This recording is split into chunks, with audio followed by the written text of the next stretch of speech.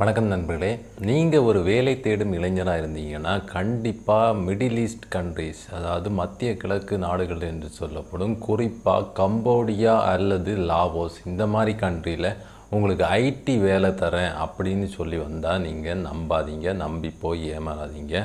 இதில் மிகப்பெரிய ஒரு பிரச்சனை இருக்குது. அதை பற்றி தான் இந்த வீடியோவில் நம்ம பார்க்க போகிறோம். இப்போது இந்த கம்போடியா, லாவோஸ் போன்ற மத்திய கிழக்கு நாடுகளில் நான் சொல்கிறது கொரோனாவுக்கு முன்னாடி வரை என்ன பிரபலமாக இருந்துன்னு பார்த்தீங்கன்னா சூதாட்டம், கேசினோஸ் என்ன சொல்லப்படுற சூதாட்ட விடுதிகள் தான் மிகப்பெரிய ஃபேமஸான ஒரு விஷயமாக நடந்துகிட்டு இருந்தது. இதில் தான் அவங்களுக்கு வருமானமே. இந்த சூதாட்ட மையங்கள் தான் இவங்களோட மெயின் வருமானமாக இருந்தது. இதில் என்னதுன்னா வெளிநாட்டில் இருந்து கூட நிறைய பேர் இங்கே வந்து சூதாடுறதுக்கு வேண்டியே வருவாங்க. அப்படி ஒரு டூரிசம் கிடச்சிது அவங்களுக்கு, அதுலேருந்து வருவாய் கிடச்சிட்டு இருந்தது. கொரோனா டைமில் என்ன ஆச்சுதுன்னா வெளிநாட்டிலேருந்து வரவங்க எல்லாமே ரொம்பவே தடைபட்டு போனாங்க. யாருமே வரல. உங்களுக்கே நல்லா தெரியும், லாக்டவுன் டைமில் ஃப்ளைட் எல்லாமே ஓடலை. அதனால் டூரிசமும் ரொம்ப அடிபட்டுது. மெயினாக இந்த கேஷினோ பிஸ்னஸ்ங்கிறது ரொம்பவே அடிபட்டு போச்சு. இதனால் இவங்களுக்கு இந்த கேஷினோக்காரங்க நடத்திட்டு இருந்தவங்களுக்கு வருமானம் எதுவுமே இல்லாமல் இருந்தது. அதனால் அவங்க ஒரு பார்ட் டைம் ஜாப் போல் அவங்க ஸ்டார்ட் பண்ணது தான் இந்த சைபர் க்ரைம் பண்ணுற ஒரு பிஸ்னஸ்.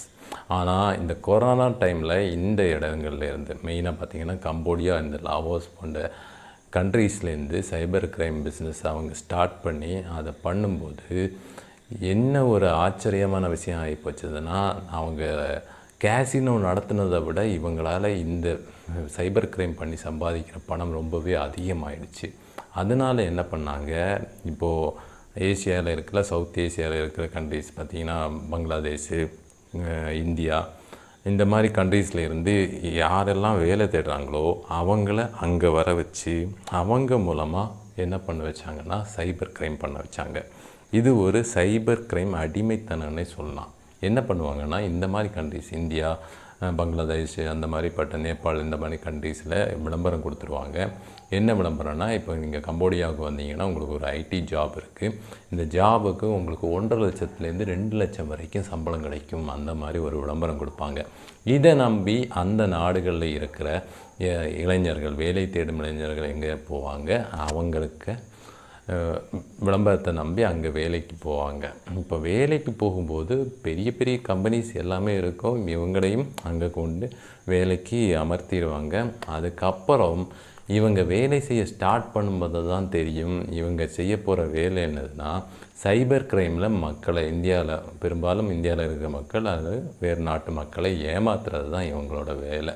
இதுக்கு என்ன பண்ணணும், ஃபேஸ்புக் மூலமாக, இன்ஸ்டாகிராம் மூலமாக அல்லது டெலகிராம் மூலமாக மக்களை இவங்களுக்கு வலையில் சிக்க வைக்கிறது தான் இவங்களோட மெயினான வேலையாக இருக்குது. இதில் என்ன ஒரு கொடுமையான விஷயம்னா, இவங்களுக்கு சாப்பாடு வேணும்னா இவங்க அந்த கஸ்டமர்ஸ், அதாவது யாரையாவது சைபர் கிரைமில் ஏமாற்றி இவங்கள பிடிச்சி கொடுக்கணும். இல்லைன்னா இவங்களுக்கு சாப்பாடு போட மாட்டாங்க, ஒழுங்காக தூங்க விட மாட்டாங்க. இப்படி ரொம்பவே ரெஸ்ட்ரிக்ட் பண்ணி அவங்கள வச்சுருந்தாங்க. வெளியே உலகத்துக்கு கூட தொடர்பு எதுவுமே இருக்காது. இந்த சைபர் க்ரைம் பண்ணுற அந்த இது இருக்குல்ல ஃபெசிலிட்டிஸ், அதிலிருந்து வெளியில் போகிறதுமே ரொம்ப கஷ்டம். ரொம்பவே ரிமோட்டான ஏரியாவில் போய் தான் இதை வச்சுருப்பாங்க. அங்கேருந்து தப்பிச்சு வர்றதும் ரொம்பவே கஷ்டமான விஷயமாக தான் இருக்கும். அந்த மாதிரி தான் நடந்துகிட்ருக்கு. இப்போது மினிஸ்ட்ரி ஆஃப் ஹோம் அஃபேர்ஸ் வெளியிட்ட டேட்டா படி பார்த்திங்கன்னா கிட்டத்தட்ட இந்த 2024 இத்தனை 5 மாதத்துலேயே 60 பேருக்கு கிட்ட மீட்டு கொண்டு வந்திருக்காங்க. எங்கேருந்து, அந்த மாதிரிப்பட்ட கண்ட்ரீஸ்லேருந்து இந்தியர்களை மீட்டு கொண்டு வந்திருக்காங்க. கிட்டத்தட்ட 300லேருந்து 400 இந்தியர்கள் இன்னும் அங்கே இருக்கிறதுக்கு வாய்ப்பு இருக்குதுன்னு சொல்கிறாங்க. அதனால் தயவு செய்து இந்த மாதிரி கண்ட்ரீஸ்லேருந்து உங்களுக்கு ஜாப் ஆப்பர்ச்சுனிட்டி வருது, அப்படி ஐடியில் வேலை வாங்கி தரேன்னு சொன்னால் நீங்கள் கண்டிப்பாக போகாதீங்க. அரசு அங்கீகரிக்கப்படாத எந்த ஒரு வேலை வாய்ப்பையும் ஏஜென்சியும் நம்பி நீங்கள் போய் இந்த மாதிரி சிக்கலில் மாட்டிக்காதீங்க.